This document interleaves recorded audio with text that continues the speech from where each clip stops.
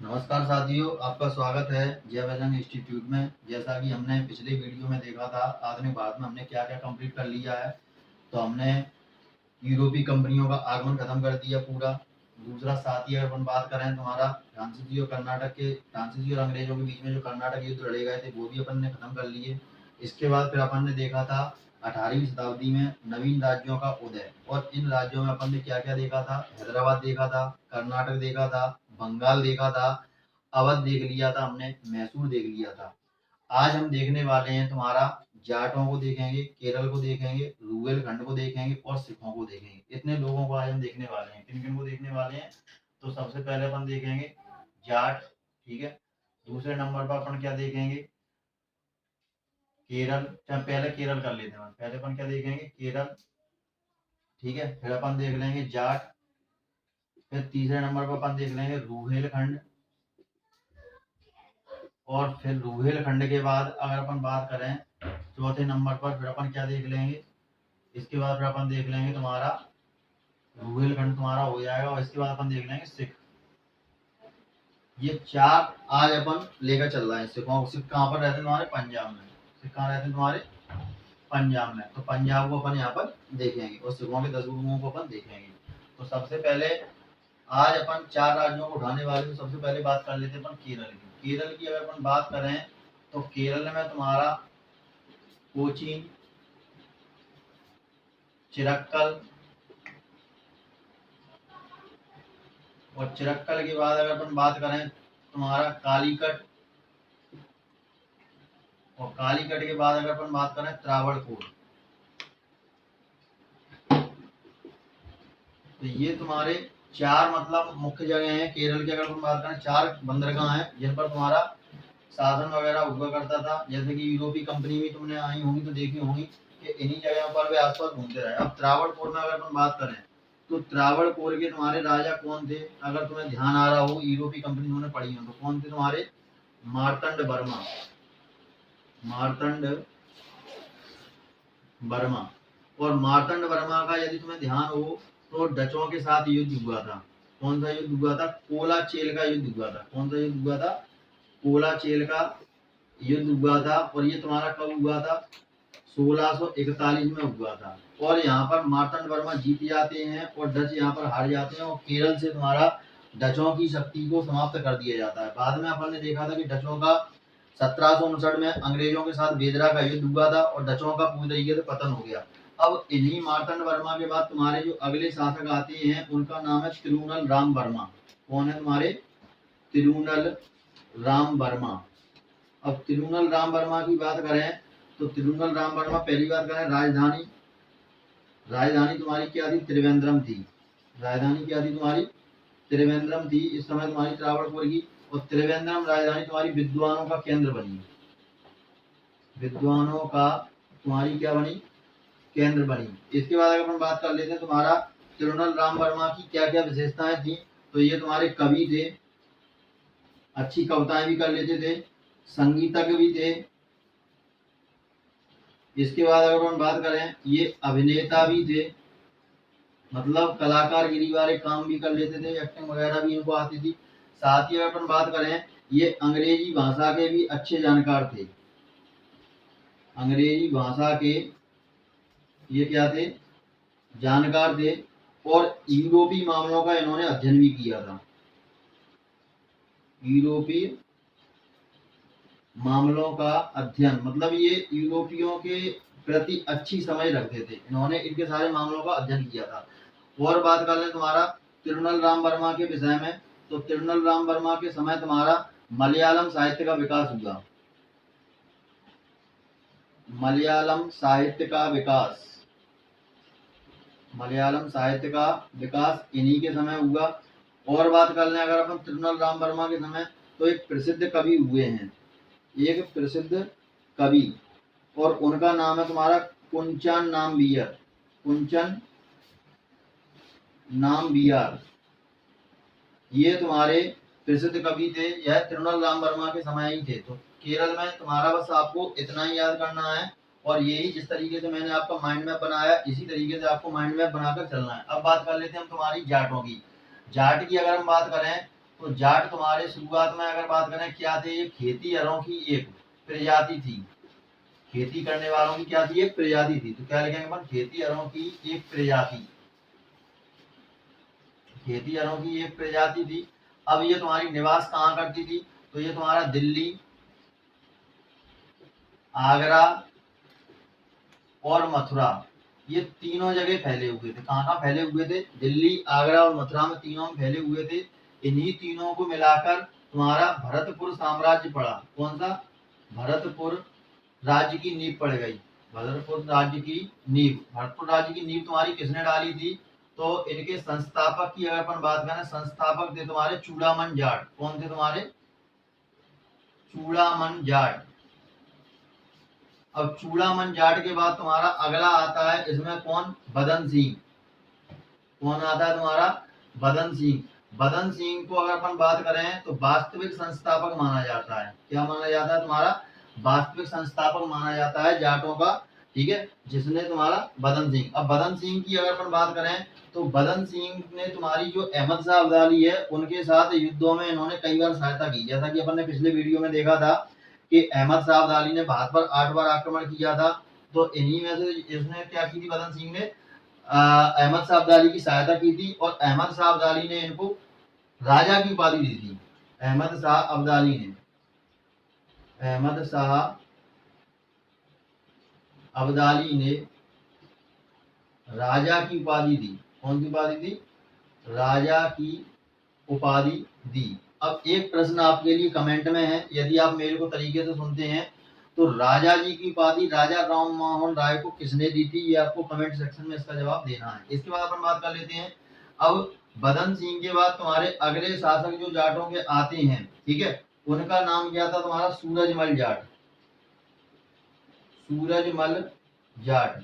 अब सूरजमल जाट की अगर अपन बात करें, इनको जाटों का अफलातून कहा जाता है। क्या कहा जाता है, जाटों का अफलातून कहा जाता है। अब इन्होंने और जो जाट शासक चले आ रहे थे उनकी तरह इन्होंने अहमद शाह अब्दाली का साथ न दिया, बल्कि इन्होंने पानीपत के तृतीय युद्ध में, कब तुम्हारा, पानीपत के तृतीय युद्ध में, पानीपत का तृतीय युद्ध तुम्हारा कब हुआ था, 14 जनवरी 1761 को। कब हुआ था, 14 जनवरी 1761 को पानीपत के तृतीय युद्ध में इन्होंने तुम्हारा सदाशिव राव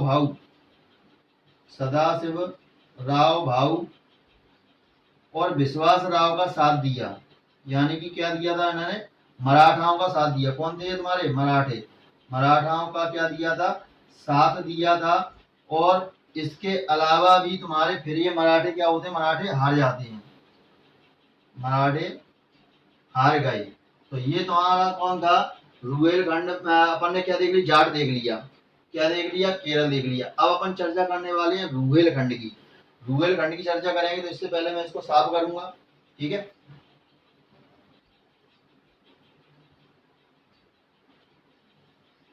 अब देखिए रुहेलखंड की अगर अपन बात करें, सबसे पहले अपन देख लेते हैं ये तुम्हारा स्थित कहाँ था। स्थिति की अगर अपन बात करें, ये तुम्हारा स्थित था गंगा और कुमाऊं के मैदान में।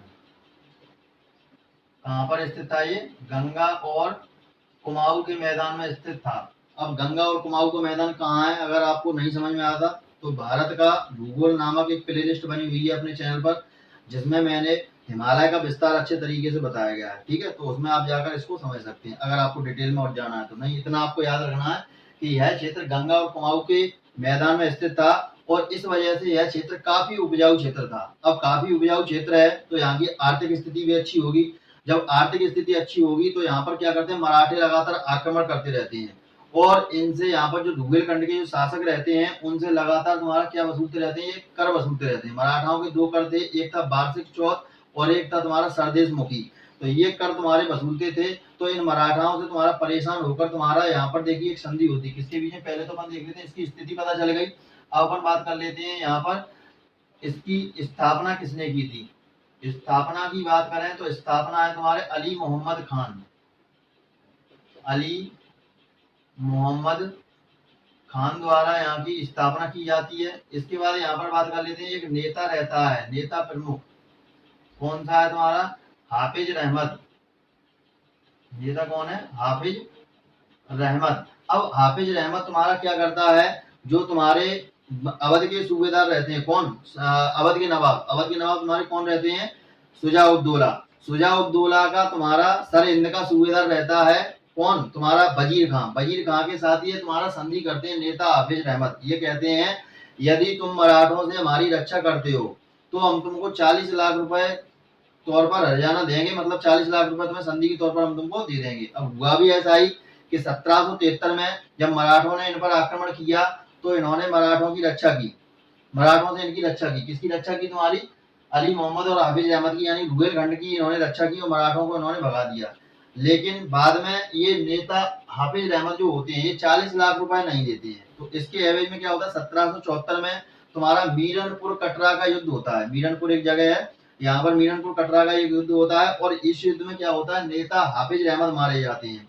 और यहाँ पर अगर अपन बात करें रुहेलखंड की राजधानी जो कि आमला थी शुरुआत में, इसको बाद में तुम्हारा शुजा-उद-दौला, जब यहाँ पर शुजा-उद-दौला का शासन हो जाता है और शुजा-उद-दौला का शासन होगा तो शुजा-उद-दौला यहाँ पर राजधानी तुम्हारी आमला से कहाँ कर देंगे? रामपुर कर देंगे। और रामपुर में तुम्हारा शासन कौन करेगा?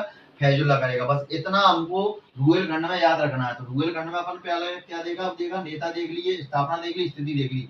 अब इसकी देख लेते हैं राजधानी। राजधानी क्या है? इसकी राजधानी है आंवला।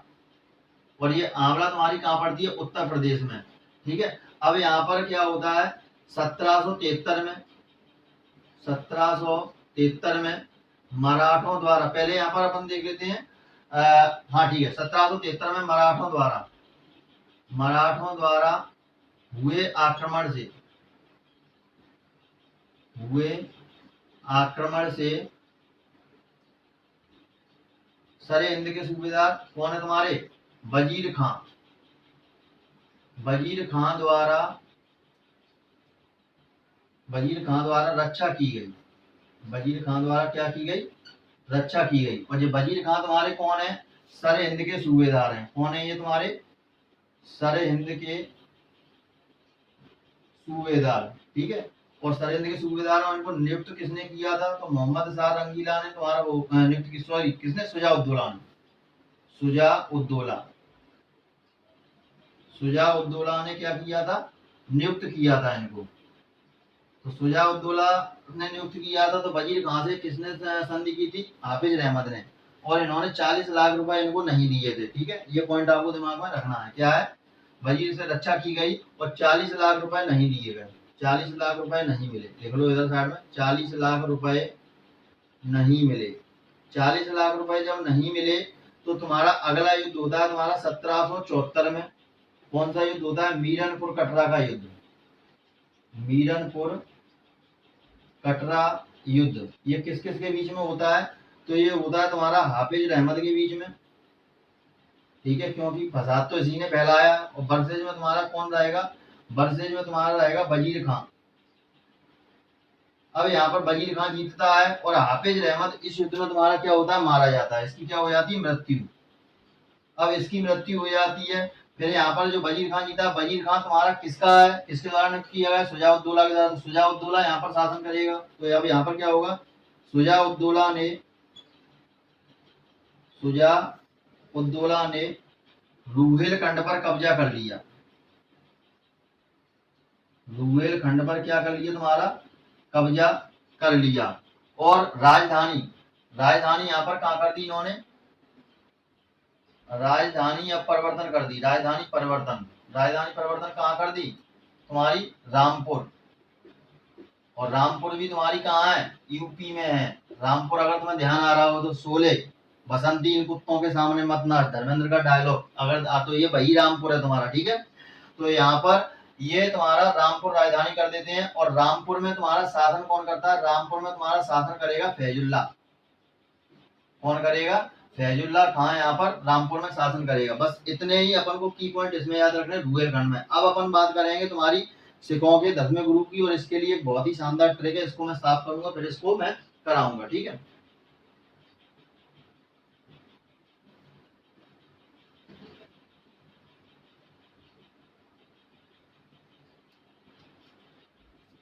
हम देख लेते हैं अपन यहाँ पर पंजाब में। ठीक है। और पंजाब में अपन सबसे पहले किसको देख रहे हैं? सिखों को देख रहे हैं। ठीक है।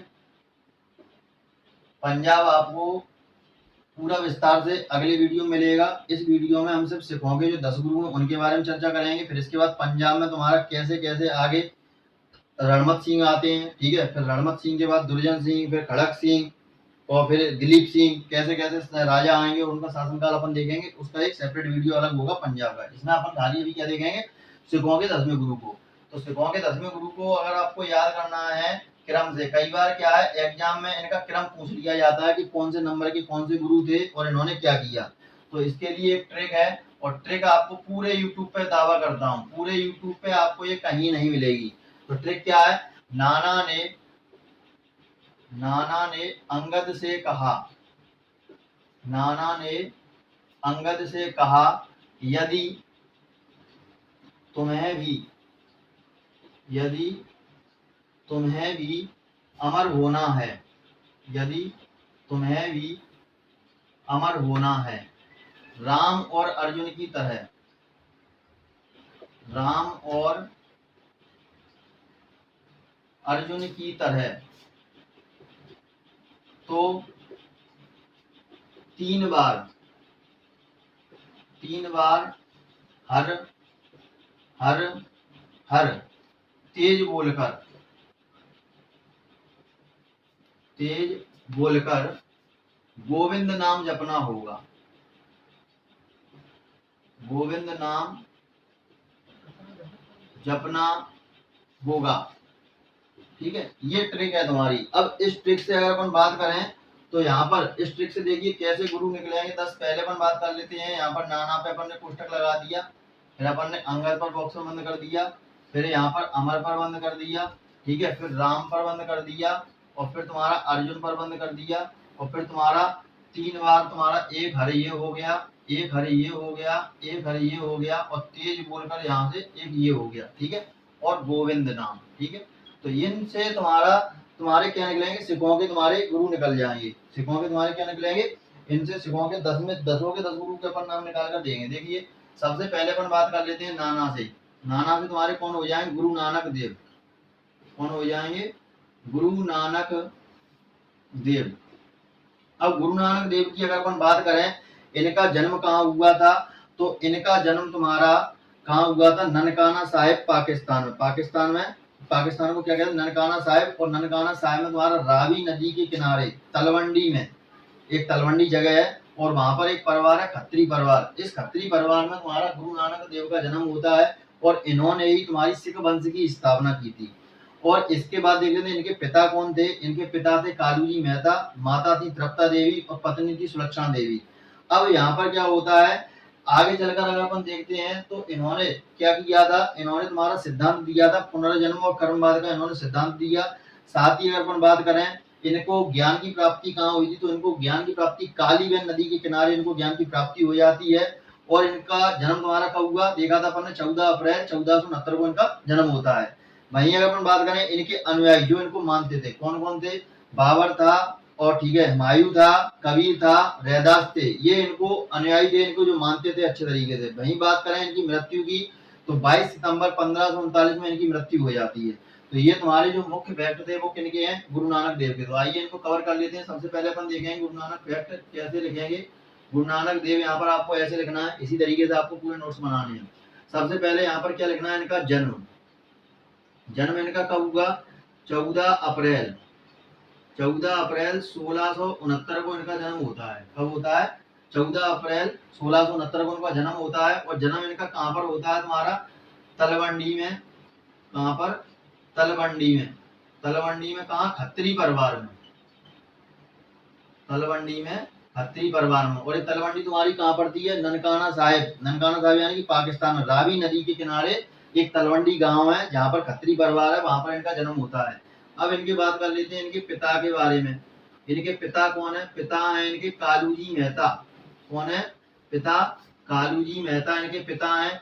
माता की अगर अपन बात करें, माता इनकी है तुम्हारी तृप्ता देवी। कौन है इनकी माता, तृप्ता देवी। वहीं इनकी अगर पत्नी की बात कर लें, पत्नी इनकी कौन है, तो पत्नी का नाम है सुलक्षणा देवी। पत्नी का नाम क्या है, सुलक्षणा देवी इनकी पत्नी है, ठीक है। पत्नी इनकी कौन सी है, सुलक्षणा देवी इनकी पत्नी है। वहीं अगर अपन बात कर लेते हैं, अब इनकी पत्नी हो गई, पत्नी अपन ने देख लिया। अब इनका देख लेते हैं सिद्धांत।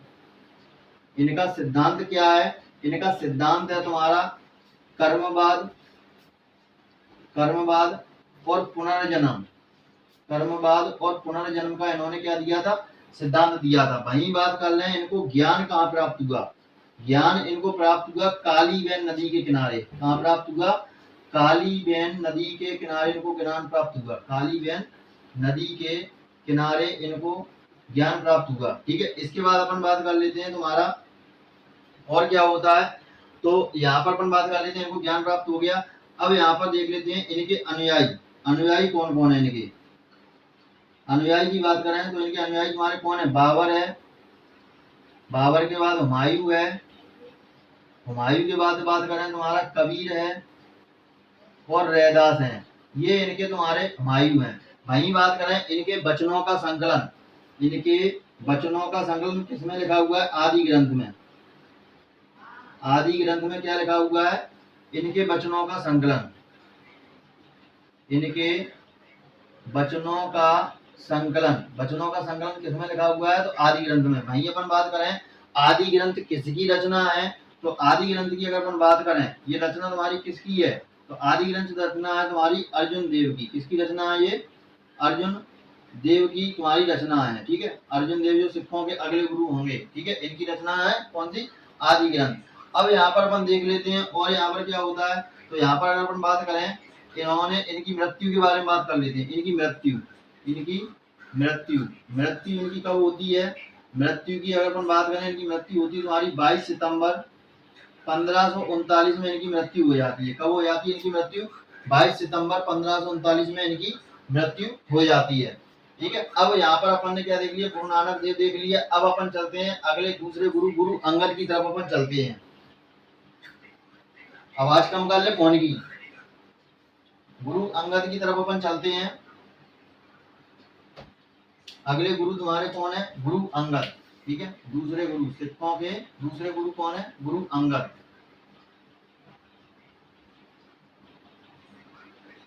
गुरु अंगद की अगर अपन बात करें तो इनके फैक्ट देखिए कहते हैं। इनको पहले अपन बात कर लेते हैं अन्य नाम। अन्य नाम अगर अपन जाने, इनका अन्य नाम है लहना। अन्य नाम इनका क्या है? अन्य नाम इनको लहना नाम से भी जाना जाता है। और ये सिखों के तुम्हारे दूसरे गुरु हैं। दूसरा अपन इनके फैक्ट के बारे में अगर जाने तो दूसरा इन्होंने गुरु गद्दी की स्थापना की। गुरु गद्दी की, गुरु गद्दी की स्थापना की। अगला अगर अपन इनके फैक्ट के बारे में जाने तो इन्होंने लंगर व्यवस्था को स्थायी बना दिया। जो लंगर व्यवस्था है, लंगर व्यवस्था क्या बना दिया इन्होंने? स्थायी बना दिया। अगले फैक्ट के बारे में अगर हम जाने इनके बारे में तो इनके समय में गुरुमुखी लिपि का विकास हुआ। गुरुमुखी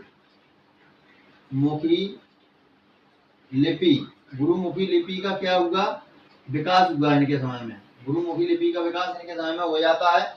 वहीं अगर अपन बात करें तुम्हारा जो हुमायूं है, हुमायूं इनसे मिलने आया था। हुमायूं इनसे कब मिलने आया था? जब शेर शाह के बीच में और हुमायूं के बीच में तुम्हारा युद्ध चल रहा था। कौन सा? कन्नौज का युद्ध, जिसे बिलग्राम का युद्ध भी बोलते हैं, 1540 में। और हुमायूं को अपना साम्राज्य छोड़कर कहाँ जाना पड़ा था? राजकोट जाना पड़ा था 20 साल के यहाँ पर। तो वहां पर क्या होता है? ये पहुंच जाते हैं। तो इससे पहले जैसे ये युद्ध में हार जाते हैं तो ये इससे किनके पास जाते हैं? तुम्हारे गुरु अंगद के पास जाते हैं। तो हुमायूं इनसे बिलग्राम के युद्ध के बाद, हुमायूं इनसे बिलग्राम के युद्ध के बाद मिलने आया। युद्ध के बाद तुम्हारा इनसे मिलने आया। तो ये थे तुम्हारे गुरु अंगद से संबंधित कुछ फैक्ट और इसी तरीके से आपको अपने नोट्स में लिखने हैं। अब हम बात कर लेते हैं तुम्हारे अगले गुरु के विषय में। गुरु कौन है तुम्हारे? अमरदास। चलिए इनको हम देख लेते हैं। तीसरे नंबर के गुरु, ये सिखों के तीसरे गुरु हैं। नाम क्या है? गुरु अमरदास। नाम क्या है? गुरु अमरदास। अब गुरु अमरदास की अगर अपन बात करें तो इन्होंने गोविंदवाल में गद्दी की स्थापना की। और कितनी गद्दी की स्थापना की? 22 गद्दियों की स्थापना की। और उन पर एक एक महंत सिख धर्म के प्रचार के लिए इन्होंने वहां पर बैठा दिया। साथ ही अपन बात करते हैं जैसे हिंदुओं से पृथक इन्होंने एक विवाह पद्धति की स्थापना की और उसका नाम था लवक। कौन सी पद्धति थी तुम्हारी? लवन नामक विवाह पद्धति की इन्होंने स्थापना की थी। और वहां पर अगर अपन बात करें इनकी पुत्री रहती है बीबी भानी, और बीबी भानी से अकबर मिलने आता है, ठीक है, और फिर बीबी भानी से ही मिलता है, फिर गुरु अमरदास से भी यहाँ पर मिलता है, और बीबी भानी को यह कुछ गांव दान में देता है। कितने गांव, मतलब कुछ गांवों के, मतलब मान के चलिए 10-20 गांव यहाँ पर दान में दे देता है। तो यहाँ पर अपन क्या लिखेंगे, गुरु अमरदास। ये सिखों के कौन से गुरु हैं, पहली लाइन क्या लिखना है आपको, ये सिखों के तीसरे गुरु हैं, या तो लिखो या फिर ऐसे ही नंबर डाल दो, गुरु अमरदास। अब यहाँ पर अपन देख लेते हैं गोविंदवाल में क्या लिखेंगे, गोविंदवाल में 22 गद्दियों की स्थापना की, 22 गद्दियों की स्थापना की, ठीक है, और इन 22 गद्दियों पर एक एक महंत बिठाया, एक एक महंत बिठाया, किसके लिए बिठाया, सिख धर्म के प्रचार प्रसार के लिए। वही बात कर लेते हैं यहाँ पर इनकी पुत्री, पुत्री कौन है तुम्हारी, बीबी भानी, बीबी भानी पुत्री है, ठीक है, और अकबर इनसे मिलने आता है, अकबर मिलने आया, और बीबी भानी को, और बीबी भानी को कुछ गांव दान में दिए, कुछ गांव दान में दिए। ये हो गई तुम्हारी गुरु अमरदास। और अमरदास के विषय में एक फैक्ट और क्या है, इन्होंने हिंदुओं से पृथक, हिंदुओं से पृथक एक विवाह पद्धति, एक विवाह पद्धति कौन सी है, लवन, एक विवाह पद्धति कौन सी, लवन विवाह पद्धति की इन्होंने क्या की, शुरुआत की थी। तो ये हो गए तुम्हारे गुरु अमरदास। अब हम चलते हैं तुम्हारे गुरु रामदास की तरफ, ठीक है, यहाँ पर लिख लेते हैं, यहीं पे लिख लेते हैं, चलो आ जाए, गुरु रामदास, गुरु रामदास। गुरु रामदास के विषय में अपन को क्या लिखना है, बीबी भानी के पति हैं, कौन है भाई ये, बीबी भानी के पति, पहला पॉइंट हो गया, बीबी भानी के पति हैं। दूसरा पॉइंट की बात करें, अकबर ने इनको 500 बीघा जमीन दान दी, अकबर ने 500 बीघा, 500 बीघा जमीन दान दी। अगला अपन बात करेंगे, इन्होंने अमृतसर शहर की स्थापना की, इन्होंने अमृतसर शहर बसाया, अमृतसर शहर बसाया, और यही अमृतसर शहर जाकर आगे जाकर सिखों की धार्मिक राजधानी बन जाती है। तो यहाँ पर अगर अपन को लिखना है कि आगे चलकर धार्मिक राजधानी बन जाती है तो आप लिख सकते हैं अपने नोट्स में। अब अगली अपन बात करेंगे गुरु अर्जुन देव की, ठीक है, अगले गुरु की तरफ अपन चलते हैं, गुरु अर्जुन देव।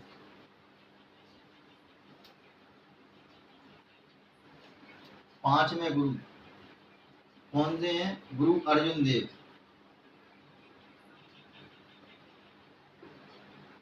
तो ये कौन से भैया, सिखों के 5वें गुरु हैं, ये क्या है तुम्हारे, सिखों के तुम्हारे 5वें गुरु हैं। अब इनके विषय में अपन देख लेते हैं क्या क्या फैक्ट है। तो इन्होंने जो अभी तुम्हारे रामदास निकल कर गए पीछे, रामदास ने क्या किया था, अमृतसर शहर की स्थापना की, और इन्होंने उसी अमृतसर शहर में तुम्हारा गोल्डन टेम्पल, जिसको स्वर्ण मंदिर बोलते हैं और हर मंदिर साहित्य के नाम से भी ये फेमस है, यहाँ पर इन्होंने इस मंदिर का निर्माण किया। और इस मंदिर के शिलान्यास की अगर अपन बात करें तो कादरी संप्रदाय के संत मियां मीर द्वारा इसका तुम्हारा शिलान्यास किया गया था। वही बात करें, गुरु अर्जुन देव ने सच्चा बादशाह की उपाधि धारण की, और इनके द्वारा अगर अपन बात करें कई शहर जैसे तारन तरन, गोविंदपुर और करतार नगर बसाए गए। साथ ही इन्होंने आदि ग्रंथ की रचना की, जिसमें तुम्हारे सिखों के बाकी गुरुओं का भी वर्णन मिलता है। इसके अलावा इसमें चैतन्य महाप्रभु और रैदास का भी वर्णन हमको देखने को मिल जाता है। यहीं अगर हम बात करें गुरु अर्जुन देव की, तो इन्होंने तुम्हारा जहांगीर और उनके पुत्रों में, खुसरो में जो विद्रोह चल रहा था, संघर्ष चल रहा था, उन्होंने खुसरो का साथ दे दिया था इन्होंने, और इसकी वजह से इनको क्या होती है, फांसी की सजा सुना दी जाती है और ये मारे जाते हैं। ठीक है, तो ये तुम्हारा इनके गुरु अर्जुन देव के संबंध में फैक्ट थे। तो गुरु अर्जुन देव के संबंध में अपन क्या देखेंगे, इन्होंने अमृतसर शहर में, अमृतसर शहर में क्या बनाया, गोल्डन टेम्पल, गोल्डन टेम्पल, ठीक है, इसी को अपन क्या बोलते हैं, स्वर्ण मंदिर बोलते हैं, और इसी को अपन क्या बोलते हैं, हर मंदिर साहित्य, हर मंदिर साहित्य भी बोलते हैं, ठीक है, का निर्माण करवाया, का निर्माण करवाया, ठीक है। और इसी गोल्डन टेम्पल का तुम्हारा शिलान्यास, शिलान्यास किसने किया था? तो कादरी संप्रदाय के संत,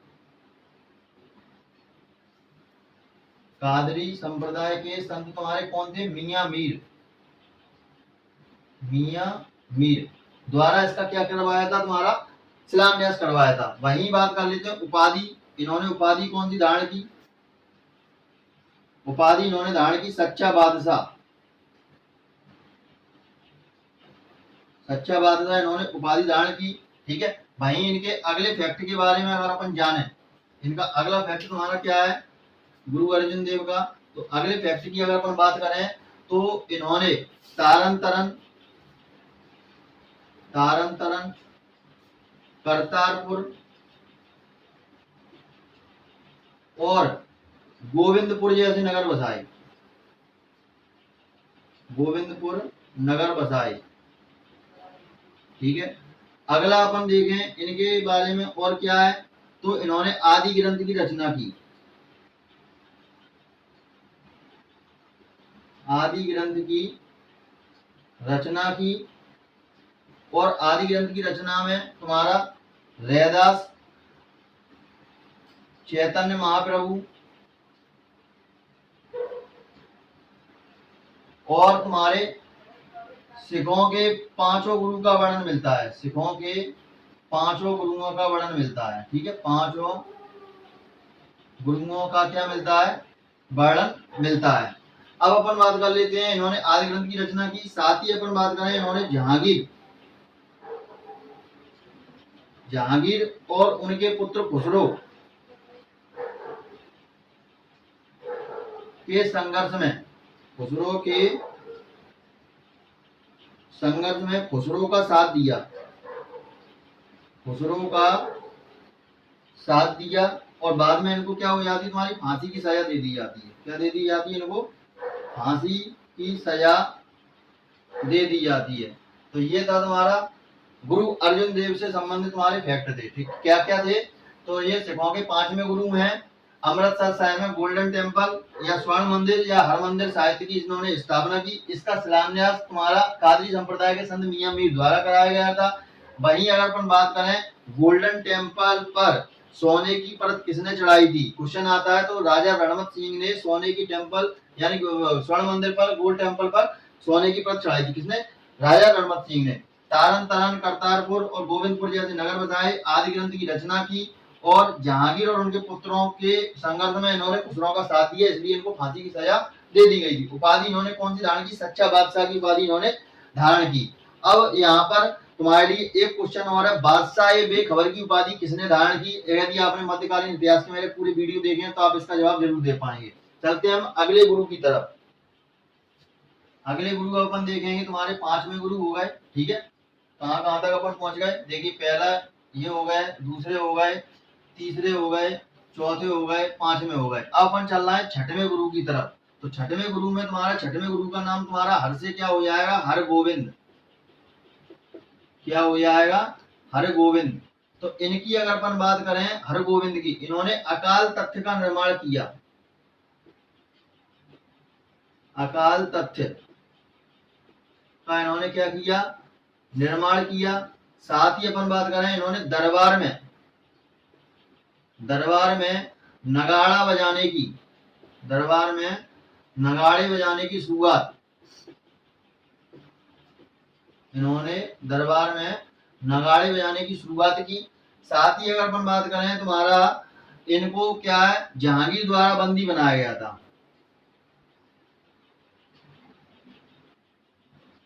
जहांगीर द्वारा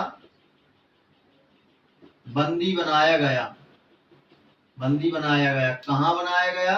ग्वालियर के किले में, ग्वालियर के किले में इनको बंदी बनाया गया। बंदी इनको बनाया गया क्यों? क्योंकि इन्होंने अकबर द्वारा जो राजस्व बाकी था वो इन्होंने नहीं भरा था और इन्होंने क्या किया था? ये सेना का विस्तार करने में लग गए थे, इस वजह से इनको बंदी बना लिया गया था। अब यहाँ पर ऐसी कहावत है, बाद में जहांगीर इनको छोड़ता है और बोलता है कि मैं तुमको छोड़ता हूँ, तो यहाँ पर क्या होता है, इनके सामने ये जहांगीर के सामने एक शर्त रखते हैं, बोलते हैं कि यहाँ पर मेरे साथ और बाद बाकी के जो राजा बंद हैं उनको भी आप छोड़ दीजिए। तो जहांगीर बोलता है कि तुम्हारे सिर पर जो पग लगी हुई है, अगर इस पग को जितने भी राजा छूकर निकल सकते हैं उनको सभी को मैं रिहा कर दूंगा। अब जहांगीर को क्या पता था कि इनकी पग बहुत लंबी होती है, तो इन्होंने अपनी पग जैसे ही खोली तो उसको लगभग कम से कम मान के चले 50 राजाओं ने इसको छूट लिया था, और 50 राजा यहाँ से निकलकर बाहर आ गए थे, इसके साथ में रिहा हो गए थे। तो ग्वालियर में ही तुम्हारा एक गुरुद्वारा है, कौन सा, दाता बंदी छोड़ गुरुद्वारा, दाता बंदी छोड़ गुरुद्वारा। ठीक है, तो दाता बंदी छोड़ गुरुद्वारा तुम्हारे पास अगर क्वेश्चन आए कि कहाँ है, तो दाता बंदी छोड़ गुरुद्वारा तुम्हारा कहाँ पर है, ग्वालियर में है। और ये किसके नाम पर इनका नाम पड़ा, तो हर गोविंद के नाम पर इनका नाम पड़ा। ये सारी चीजें अपन को हर गोविंद में याद रखनी है। अब हम बात कर लेते हैं तुम्हारे अगले गुरु की। ये हो गए तुम्हारे हर गोविंद, ठीक है। अब हो जाएंगे तुम्हारे हर राय, ठीक है। अब अपन बात करते हैं 7वें गुरु के बारे में। 7वें गुरु तुम्हारे कौन से हैं, हर राय, हर राय। तो ये तुम्हारे सिखों के 7वें गुरु हैं। वहीं अगर अपन बात करें, ये तुम्हारे इनके समय में, इनके समय में तुम्हारा क्या हुआ था, तो इनके समय में अगर अपन बात करें, शाहजहां और उनके पुत्र कौन कौन से, शुजा मुराद, दारा शिकोह और औरंगजेब, इनमें आपस में उत्तराधिकार को लेकर संघर्ष चल रहा था। अब यहाँ पर क्या होता है, दारा शिकोह तुम्हारा धार्मिक प्रवृत्ति का इंसान था, वह हिंदू धर्म से प्रभावित था, साथ ही सिख धर्म से भी प्रभावित था। तो वह इनसे तुम्हारा मिलने आता है। कब आता है, जब औरंगजेब और दारा शिकोह के बीच में तुम्हारे युद्ध होते हैं 3। एक होता है तुम्हारा धर्मट का युद्ध, दूसरा सामूगढ़ का युद्ध, और तीसरा होता है देवराई का युद्ध। धर्मट के युद्ध की अगर अपन बात करें 1658 में होता है, सामूगढ़ और देवराई के युद्ध दोनों 1659 में होते हैं। तुम्हारे पहले युद्ध में, धर्मट के युद्ध में तुम्हारा ये छोड़ देता है औरंगजेब दारा शिकोह को, अपना भाई समझ के बोलता है कि सुधर जाओ। सामूगढ़ के युद्ध में भी ये इसको छोड़ता है, लेकिन तुम्हारा जो देवराई का युद्ध है, देवराई के युद्ध में यह इस्लाम धर्म की अवहेलना कर देता है। इस्लाम धर्म की अवहेलना क्या कर देता है, ये औरंगजेब था तुम्हारा दारुल हर्ब को इस्लाम हर्ब में बदलना चाहता था, मतलब मूर्ति पूजकों के देश को यह तुम्हारा किसमें बदलना चाहता था, इस्लाम धर्म में बदलना चाहता था। तो इस वजह से यहाँ पर दारा शिकोह इसका विखंडन कर देते हैं, और अंत में तुम्हारा दारा शिकोह की इसमें हत्या कर दी जाती है। अब जैसे ही इनकी हत्या हो जाती है, तो औरंगजेब इनको गुरु हरिराय को अपने दरबार में मिलने के लिए बुलाते हैं। गुरु हरिराय तुम्हारे स्वयं न जाकर अपने बड़े पुत्र रामराय को भेजते हैं, और वहां पर रामराय तुम्हारा औरंगजेब की चापलूसी करने में लग जाता है। जब ये बात तुम्हारा हरिराय को पता चलती है, तो हरिराय इनको अगला गुरु यानी कि 8वें गुरु को ना इनको बनाकर रामराय को अपने छोटे पुत्र हरिकिशन को बनाते हैं। किसे बनाते हैं, हरिकिशन को अगला अपना गुरु बनाते हैं। और हरिकिशन की बात में अगर अपन देखें, चेचक से इनकी मृत्यु हो जाती है। तो यहाँ पर अपन लिखते हैं इनके विषय में, पहले इनके समय में क्या हुआ था, शाहजहां और उनके पुत्र, कौन कौन से थे तुम्हारे, दारा शिकोह, शुजा मुराद, और तुम्हारे कौन, औरंगजेब। इनमें क्या चल रहा था, उत्तराधिकार को लेकर संघर्ष,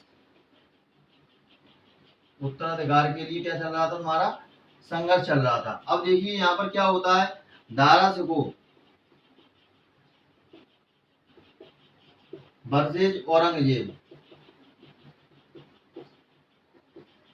3 युद्ध होते हैं। एक होता है तुम्हारा धर्मट का युद्ध, एक होता है सामूगढ़ का युद्ध, और एक होता है तुम्हारा देवराई का युद्ध। ये कब हुआ था तुम्हारा, 1658 में हुआ। ये तुम्हारा कब हुआ, 1659 में हुआ। ये भी तुम्हारा कब हुआ, 1659 में हुआ। अब यहाँ पर इसको छोड़ देता है, और यहाँ पर देवराई के युद्ध में दारा शिकोह की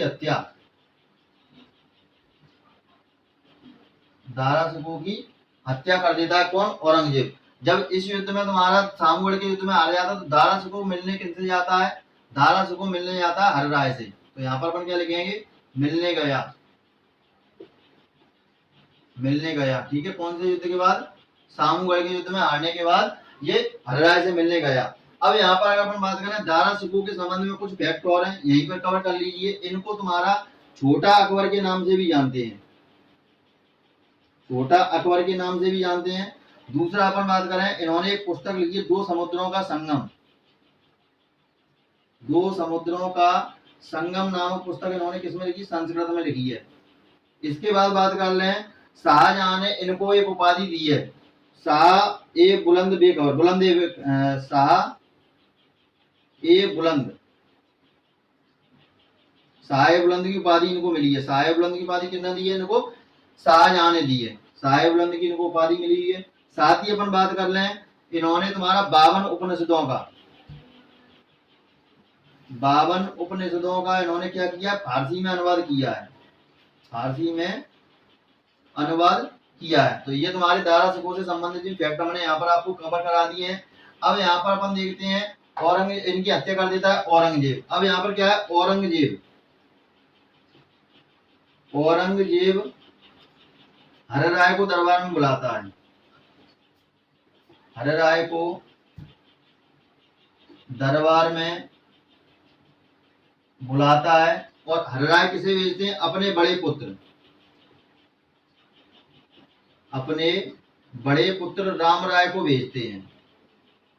ठीक है, अपने बड़े पुत्र किसको भेजते हैं? राम राय को। राम राय इनकी चापलूसी करता है और इसलिए इनको क्या है? अगला गुरु नहीं बनाया जाता है। तो अपन बात कर लेते हैं, यहाँ पर आपको एक लाइन और लिखनी है और एक लाइन में आपको क्या लिखना है? सिखों के अगले गुरु। चलो मैं लिख के बता देता हूँ, आगे इसको साफ कर देता हूँ। चलिए अब डाल लेते हैं अपन सिखों के 8वें गुरु। कौन है तुम्हारे? हरकिशन। हरकिशन सिखों के अगले गुरु, सिखों के 9वें गुरु हैं। कौन से? वो 8वें, सॉरी, सिखों के 8वें गुरु। ठीक है, इनके विषय में क्या याद रखना है? बस चेचक से इनकी मृत्यु हो गई। चेचक से इनकी मृत्यु हो गई, जल्दी बर्फ में लग गए जी भाई साहब। ठीक है, अब अपन बात कर लेते हैं तुम्हारा तेज बोलकर। तो तेज बोलकर तो तुम्हारा क्या हो जाएगा? तेग बहादुर। क्या हो जाएगा तुम्हारा? तेग बहादुर। तो ये सिखों के कौन से गुरु हैं? सिखों के ये 9वें गुरु हैं। सिखों के कौन से गुरु हैं? ये 9वें गुरु हैं। अब तेग बहादुर के संबंध में देखिए क्या क्या हो सकता है, क्या क्या लिखेंगे अपन यहाँ पर। तो ये हिंदू धर्म के प्रबल समर्थक थे। हिंदू धर्म के प्रबल समर्थक, हिंदू धर्म के क्या थे? ये प्रबल समर्थक थे और औरंगजेब की धार्मिक नीतियों का विरोध किया। औरंगजेब की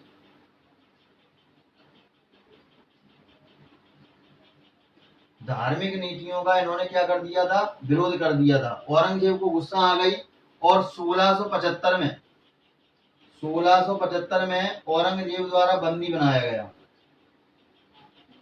औरंगजेब द्वारा बंदी बनाया गया। कहाँ बंदी बनाया गया? दिल्ली में बंदी बनाया गया इनको। फिर इनका क्या होता है? शीश काटा। शीश काटा और जहां शीश गिरा वहां आज शीशगंज गुरुद्वारा है दिल्ली में। शीशगंज गुरुद्वारा। तो शीश काटा और शीश यहाँ पर गिरा, वहां पर आज क्या है? शीशगंज गुरुद्वारा है। तो ये तुम्हारा किसके विषय में हो गया? तेग बहादुर के विषय में। अब अपन बात कर लेते हैं सिखों के तुम्हारे आखिरी लास्ट में जो 10वें गुरु हैं, और वो है तुम्हारे गोविंद। तुम्हारे हो जाए गुरु गोविंद। सिखों के 10वें गुरु कौन है? गुरु गोविंद सिंह। और गुरु गोविंद सिंह की बात करें तो यहाँ पर लिखेंगे सिखों के अंतिम गुरु। सिखों के अंतिम गुरु। इन्होंने गुरु ग्रंथ साहिब को अपना अगला गुरु माना। ठीक है, इन्होंने गुरु ग्रंथ साहिब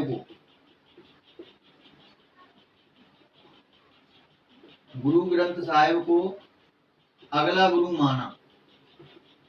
ठीक है, अगले गुरु कोई बने नहीं थे, अंतिम गुरु यही थे, लेकिन उन्होंने अगला गुरु किसे माना? जो इनके ग्रंथ है गुरु ग्रंथ साहिब, उनको अपना गुरु मान लिया।